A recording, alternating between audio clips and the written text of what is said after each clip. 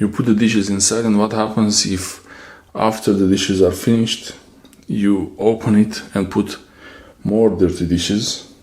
This is really not what you want. So one way to prevent this is to put some kind of a sign on the dishwasher to show you that the dishes are clean. You can use a magnet for that. The dishes are clean. When the magnet is upside down, the dishes are not clean. Right side up, dishes are clean. They were clean. When I empty the dishes, I just take this magnet, put it upside down. If the magnet is upside down, this is some really nice Armenian coffee.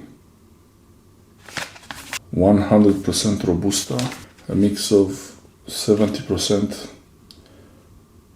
Arabica and 30% Robusta. This is for the Café Ibrick, we call this.